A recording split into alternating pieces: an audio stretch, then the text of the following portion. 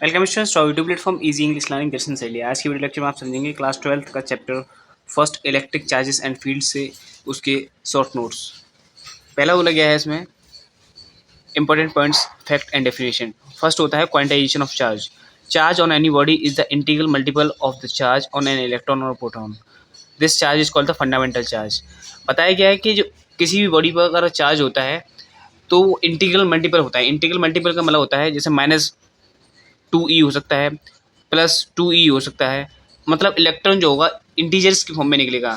Integers आपको पता होता है 0, 1, 2, 3, 4 और -1, -2 इस तरीके की इंटीजर की फॉर्म में चार्ज निकलता है। This charge is called the fundamental charge और उस चार्ज को फंडामेंटल चार्ज बोला जाता है। फंडामेंटल चार्ज का मतलब होता है ऐसा चार्ज जो हर जगह यूनिवर्सली वैलिड हो। It is denoted by E, जिसको हम ई से डिनोट करते हैं। ये मैंने -2e लिखा है, ये ई यही वाला यही है, और +2e लिखा है, ये भी यहाँ पर ई है।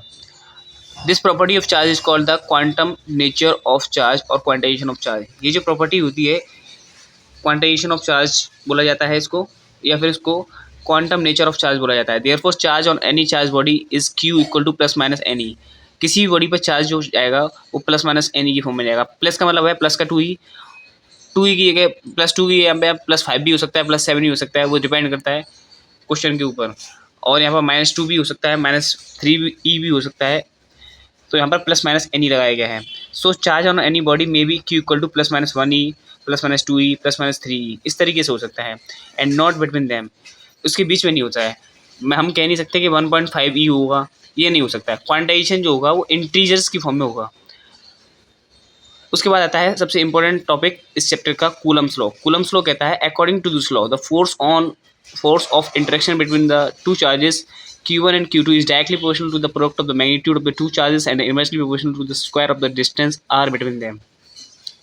बताया जा रहा है कि जो फोर्स होती है किसी भी दो चार्जेस के बीच में वो डायरेक्टली प्रोपोर्शनल होती है। डायरेक्टली प्रोपोर्शनल वाला होता है अगर F ऊपर की साइड है तो यहाँ पर Q1 Q2 भी इसके जस्ट सामने लिखे हुए हैं, न्यूमरेटर साइड में लिखे हुए हैं, तो इसका मतलब है डायरेक्टली प्रोपोर्शनल है। इसका मतलब यहाँ पर कहने का मतलब ये है अगर चार्ज बढ़ेगा तो फोर्स भी बढ़ेगा। डायरेक्टली प्रोपोर्शनल का मतलब होता है कि F इसके सामने लिखा हुआ है, तो अगर फोर्स बढ़ेगा तो चार्ज भी बढ़ेगा, अगर चार्ज बढ़ेगा तो फोर्स भी बढ़ेगा। इसका मतलब होता है डायरेक्टली प्रोपोर्शनल। उसका बताया गया है फोर्स जो होता है वो इनवर्सली प्रोपोर्शनल होता है डिस्टेंस के स्क्वायर के। अगर फोर्स बढ़ेगा तो डिस्टेंस घटेगी, अगर डिस्टेंस बढ़ेगी तो फोर्स घटेगा। ये इनवर्सली प्रोपोर्शनल का मतलब यहाँ पर ये इनवर्सली प्रोपोर्शनल लिखा हुआ है, इसका मतलब है उल्टा अपोजिट तरीके से वेरी करते हैं। अगर यहाँ से आप प्रोपोर्शनलिटी जो साइन है इस साइन को अगर आप हटाएंगे तो यहाँ पर इक्वल टू लगा दिया जाता है और यहाँ पर एक कांस्टेंट को इंट्रोड्यूस करते हैं 1/4 एप्सिलॉन नॉट, इसको बोला जाता है कांस्टेंट। वहाँ पर एप्सिलॉन नॉट जो होती है उसकी वैल्यू आपको याद रखनी है 8.85 × 10⁻12 न्यूटन कूलम स्क्वायर न्यूटन पर मीटर स्क्वायर पर न्यूटन पर metre square is absolute electrical permittivity of air और वैक्यूम। ये जो एब्सोल्यूट परमिटिविटी होती है एयर में या वैक्यूम में। तो स्टूडेंट्स आपको याद रखना है जो एप्सिलॉन नॉट जो होता है इसको एप्सिलॉन नॉट बोला जाता है। यहाँ पे 0 सा लगा हुआ है तो इसका मतलब होता है नॉट। इसकी वैल्यू 8.85 × 10⁻12 कूलम स्क्वायर पर न्यूटन पर मीटर स्क्वायर होती है। इसकी यूनिट भी आपको याद रखनी है, अगर आप यूनिट गलत कर देंगे तो वैल्यू भी गलत मानी जाएगी। Vector form of coulomb law अगर आप एक्सप्रेस करें तो the electric force on A point charge Q2 is exerted by another point charge Q1 is given by. Students vector एक पूरा कॉन्सेप्ट होता है 11th क्लास का, अगर आप लोगों को वो नहीं आता है तो आपको सिर्फ ये याद रखना है, वरना आप डिटेल में पढ़ सकते हैं इसको। वेक्टर F21, यहाँ पर F21 दे रखा है, मतलब फोर्स ऑन 2 ड्यू टू 1। जो चार्ज 2 पर फोर्स लगेगी चार्ज 1 की तरह वजह से उसको लगेगा F21। इसको लिखेंगे 1/4 epsilon naught, constant same to same रहेगा, Q1 Q2 भी सेम रहेगा। यहाँ पर r² है तो यहाँ पर F21 है, force on 2 due to charge 1।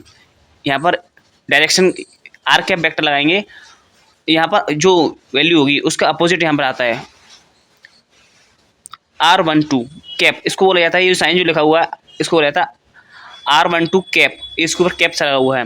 Where R12 cap is a unit vector directed from charge Q1 to charge Q2, इसको यूनिट वेक्टर बोला जाता है। मैथ्स में पढ़ेंगे आप, 12th क्लास में लास्ट चैप्टर है। And R is the distance between Q1 and Q2, और R जो है वहाँ पर डिस्टेंस है Q1 Q2।